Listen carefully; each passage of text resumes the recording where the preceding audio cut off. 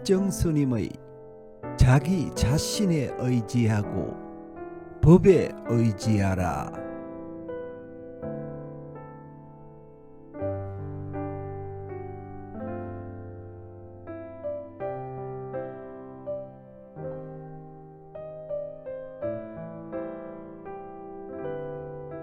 눈부신 봄날입니다. 이런 자리에서 다시 만나게 되어 감사하고 다행스럽게 생각합니다. 왜냐하면 우리 생애에서 이런 기회가 늘 주어지는 것은 아닙니다. 모두가 한때이기 때문에 이런 자리에 설 때마다 늘 고맙다는 생각을 합니다. 또 언젠가는 제가 이 자리를 비우게 되리란 걸 예상하게 됩니다. 오늘 만남을 고맙고 기쁘게 생각합니다. 길상사, 여기는 연등이 너무 많이 걸려서 꽃과 잎을 제대로 볼 수가 없는데 꽃을 머금은 나무와 풀들은 이 봄을 맞아 저마다 자기 꽃을 활짝 펼치고 있습니다.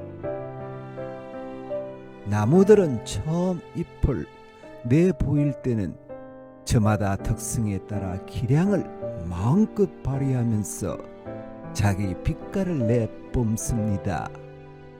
한참 지나면 초록은 동색이 되지만 처음 잎을 펼칠 때는 그 나무가 지닌 독특한 빛깔을 펼쳐 보이고 있습니다. 가지마다 새로 돋는 잎들이 제 나름 특성을 마음껏 내뿜으면서 찬란한 봄을 이루고 있습니다. 봄이 와서 꽃이 피는 게 아니라 꽃이 피어나기 때문에 봄을 이루는 것입니다. 허니, 봄이 오면 꽃이 핀다는 생각을 하기 쉽지만 꽃이 피어나기 때문에 봄이 오는 것입니다. 꽃이 없는 봄을 우리는 상상할 수 없습니다. 이 땅에 꽃이 피지 않는다면 봄 또한 있을 수 없습니다. 지구 앞날을 걱정하는 사람들은 침묵의 봄을 두려워합니다. 요즘처럼 세계가 과소비로 치닫는다면 언젠가는 침묵의 봄이 올 것입니다. 해마다 계절을 맞지만 자꾸 달라집니다. 올해만 하더라도 벌써 여름 날씨를 보이고 있습니다. 또 늦은 봄까지도 눈이 내립니다.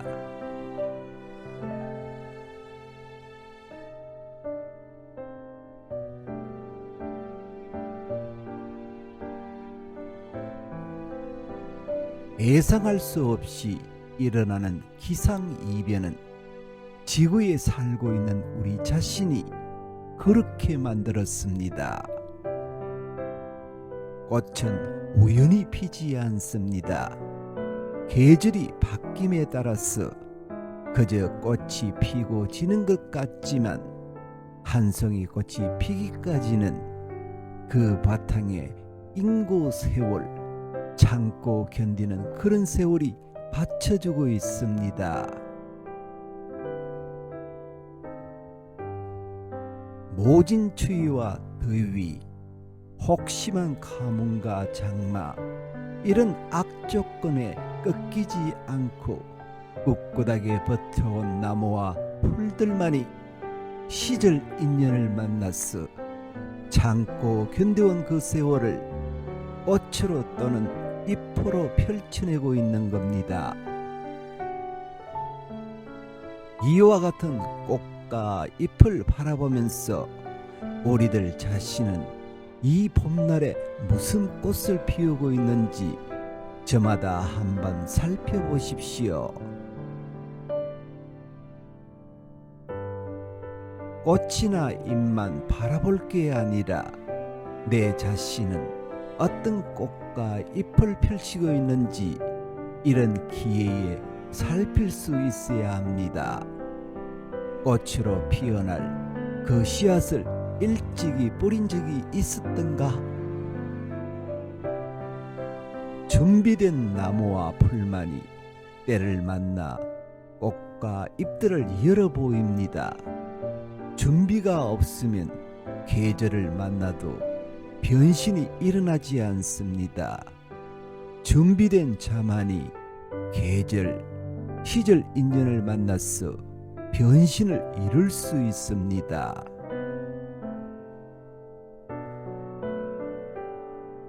저 혼자 생각인지 모르겠습니다만 매화는 밤만 피었을 때가 보기 좋고 벚꽃은 활짝 피었을 때가 볼만합니다. 또 복사꽃은 멀리서 바라볼 때가 환상이고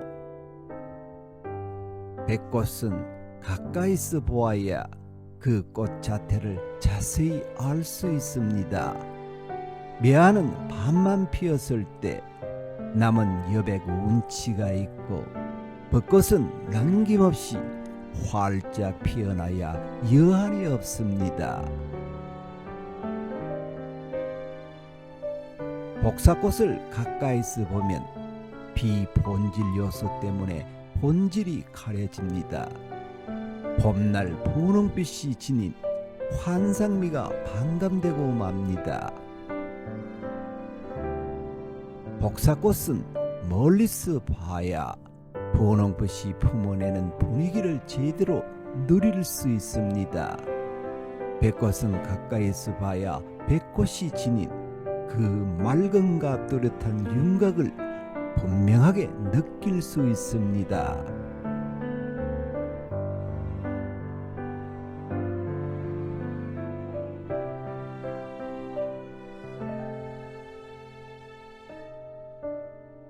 꽃이나 사물만 아니라 인간사도 마찬가지입니다. 멀리 두고 그리워하는 그런 사이가 좋을 때가 있고 때로는 마주 앉아 회포를 풀어야 정다워지기도 합니다. 아무리 좋은 친구 사이라 할지라도 늘 한데 엉켜 있으면 이내 범석해지고 시들해지기 마련입니다. 때로는 그립고 아쉬움이 받쳐주어야 그 우정이 시들지 않습니다.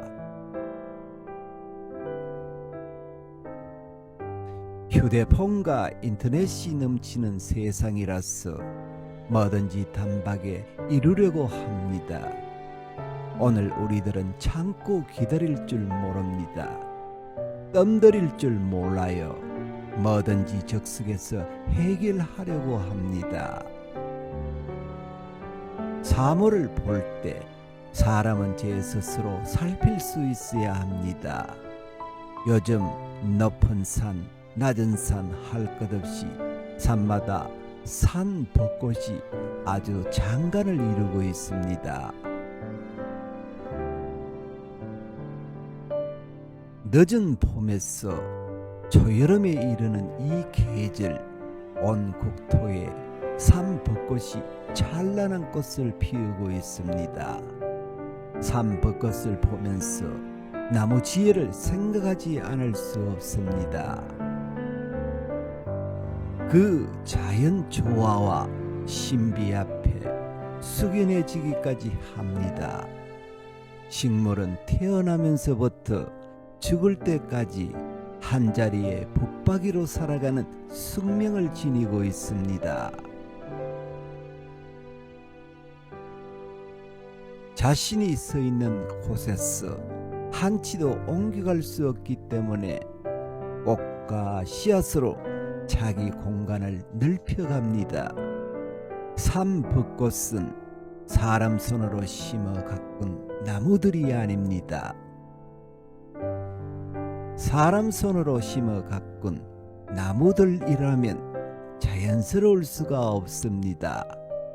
줄을 맞춰 심었거나 무언가 역겨울 텐데 자연이 뿌려놓은 나무들이기 때문에 조화롭습니다. 삼벚꽃 자신이 옷과 씨앗으로 펼쳐놓은 것입니다. 향기로운 꽃은 벌들을 불러들여 열매를 맺게 하고 버찌가 지닌 달짝지근한 맛은 벚나무가 필요해서가 아니라 새를 불러들이기 위해 그런 조화를 부리고 있습니다.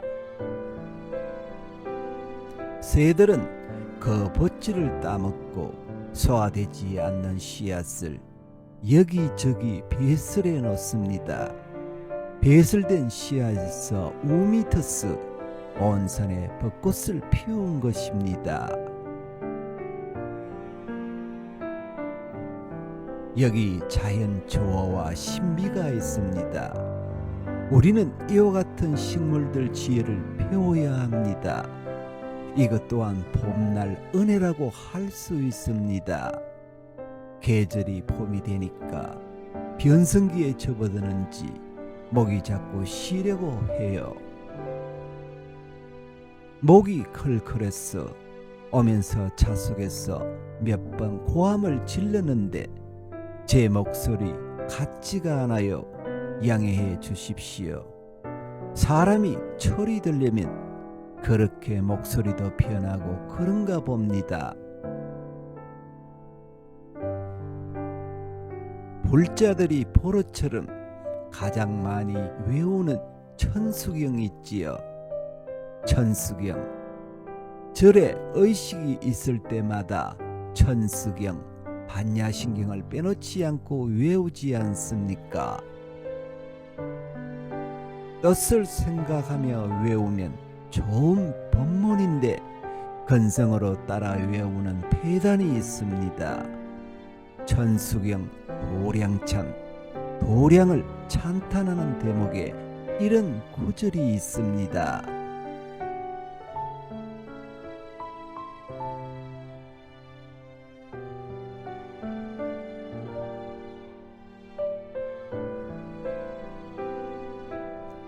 도량청정 무하에 삼보철룡 강차지. 도량이 맑고 깨끗해서 더러움이 없으면 불법성 삼보와 천령팔부 신장이 이 도량에 오신다, 이런 뜻입니다. 줄여서 말하면 청정 도량에는 도량신이 상주한다는 뜻입니다. 절에는 어느 절이나 그 도량을 보살피고 지키는 도량신이 있습니다. 이것은 어김없는 사실이에요. 미신이라고 생각하지 마십시오. 이 도량신이 그 도량에 사는 사람이나 그 도량을 드나드는 사람들을 낱낱이 보살피고 지킵니다. 신앙심이 지극한 사람들은 일조문에 들어서자마자 그 도량이 지닌 분위기를 감지할 수 있어요. 식이 맑은 사람들, 정신이 맑고 투명한 사람들은 어떤 절이든지 그 도량에 들어서자마자 그 절 나름 분위기나 신성성을 감지할 수 있습니다.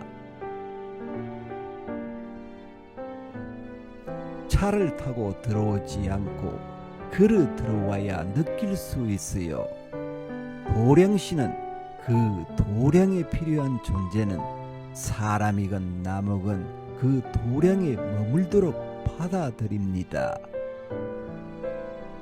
그러나 그 도량에 필요로 하지 않는 존재는 거부해요. 분명히 알아두십시오. 도량신은 그 도량에 필요한 존재는 사람이건 나무건 뭐든지 다 받아들이는데 그 도량에 더 이상 필요로 하지 않는 존재는 거부합니다. 이런 현상은 굳이 문헌을 들출 것도 없이 반세기 남짓 크고 작은 도량 은혜를 잊고 살아온 제 자신 체험에서 나온 진실입니다. 개인 의지만으로는 어떻게 해볼 수가 없습니다. 도량신은 눈에 보이지 않지만 그 도량을 주관하여 그 도량신 의지가 개인 의지에 작용해서 그렇게 행동하도록 만듭니다. 성과 생명력은 더 말할 것도 없이 청정성에 있습니다.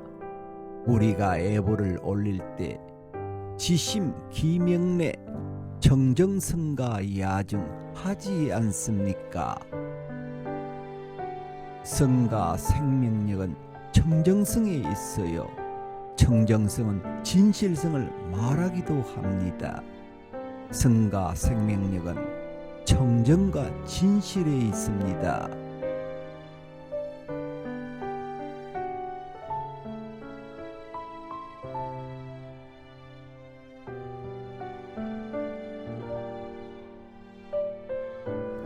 길상사를 가리켜 맑고 향기로운 근본 도량이라고 합니다. 저는 이 말을 들을 때마다 과연 이 절이 맑고 향기로운 도량인가 하는 의문을 갖게 됩니다. 이 절에 사는 스님들과 신도들, 저를 의지해서 드나드는 불자들은 삶이 저마다 맑고 향기로운가, 맑고 향기롭게 바뀌고 있는가 스스로에게 물어야 합니다.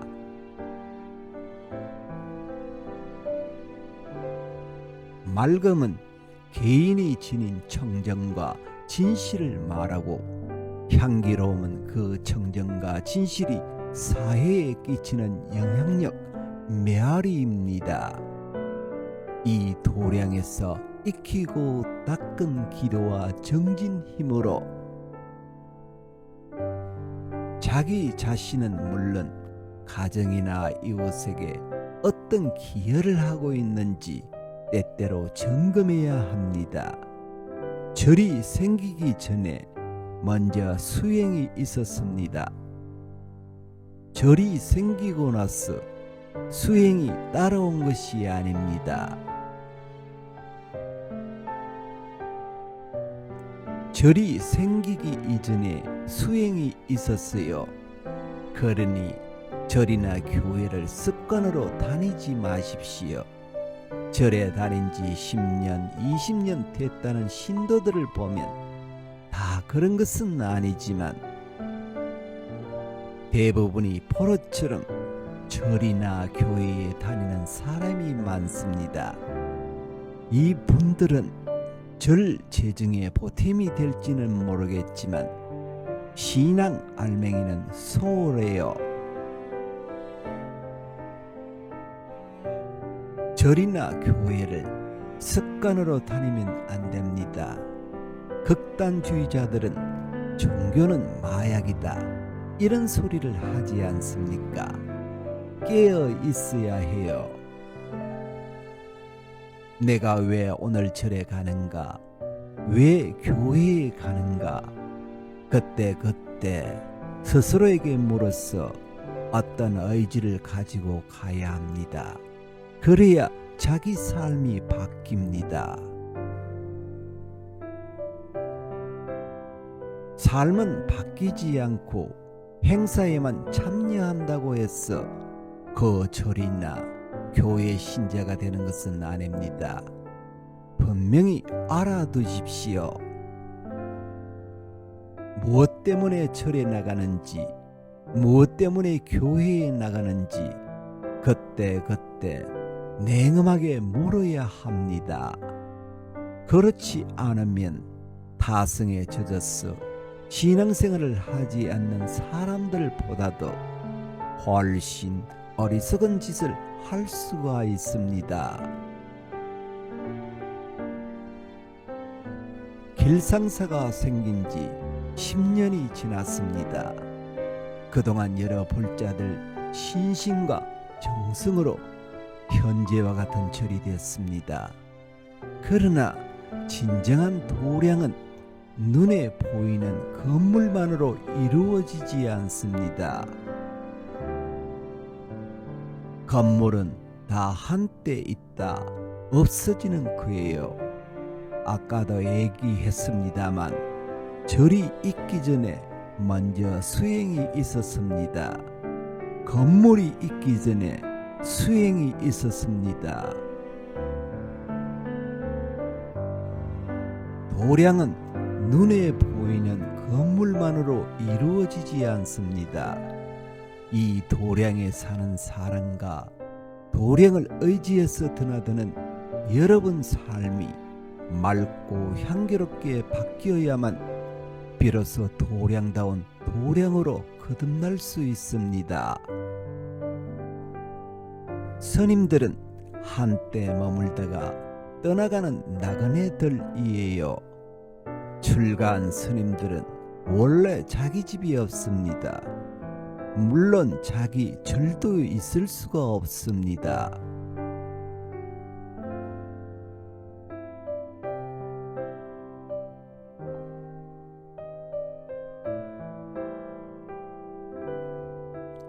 절은 개인 소유물이 될 수 없기 때문입니다.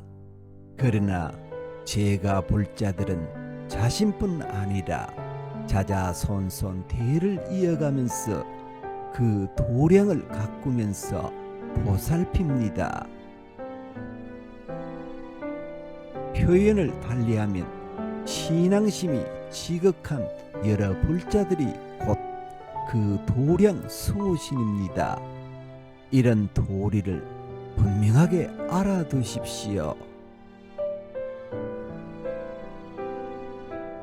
10년이면 강산도 변한다는데 길상사도 이젠 안팎으로 바뀔 때가 되었습니다. 이 도량에 인연 맺은 여러분 삶이 저마다 맑고 향기롭게 바뀌어야만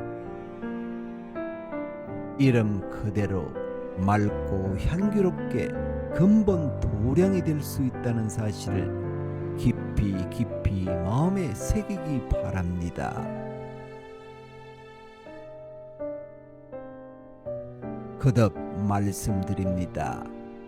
제가 불자들이 성가에 귀한 것은 그 청정성 때문입니다. 청정성이 성가 생명력입니다. 스님들과 친분이 있다고 해서 세속 인정에 매달리지 마십시오. 허니 나만 믿고 살라며 신도들에게 무책임한 말을 하는 사람들이 들어 있습니다. 나만 믿고 살라는 거예요. 중 믿을 것 못 돼요. 부모나 형제 저희 집도 버리고 떠나온 놈들을 어떻게 믿어요? 언제 변할지 모르는데 믿을 게 따로 있지. 그런 소리에 속지 말라니까요. 그건 불교가 아니에요. 부처님 가르침이 아닙니다. 우리는 어디에 의지해 살아야 합니까? 하는 물음에 부처님께서는 나만 믿고 살거라 이런 소리 절대 하지 않았습니다. 자기 자신에 의지하고 법에 의지하라. 자기 자신에 의지하고 법에 의지하라. 자귀의 법귀의. 자기 자신을 등불 삼고 법을 등불 삼아라. 법이라는 것은 진리예요.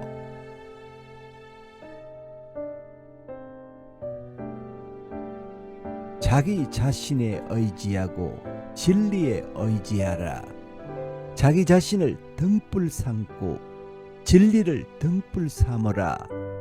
자귀의 법귀의 자등명 법등명 이게 근본입니다. 그 밖은 다 헛상이에요. 여기에 불교 참 면목이 있습니다. 냉혹한 것 같지만 사실이에요. 다른 것은 다 헛상입니다. 우리가 의지하고 기댈 것은 자기 자신, 본질인 자아, 자기 자신과 진리밖에 없다는 말입니다. 자기 자신을 등불 삼고 진리를 등불 삼어라. 그 밖에는 다 헛상입니다. 이 눈부신 봄날, 새로 피어난 꽃과 잎을 보면서 무슨 생각들을 하십니까?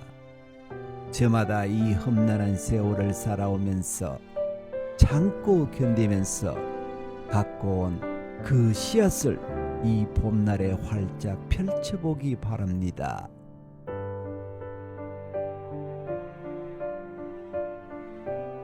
봄날이 간다는 노래도 있죠. 봄날은 갑니다.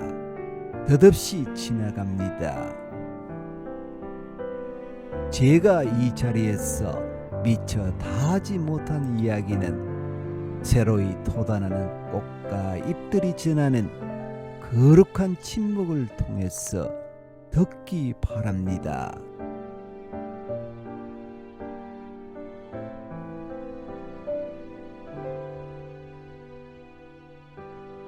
법정 스님의 말씀을 다시 보겠습니다.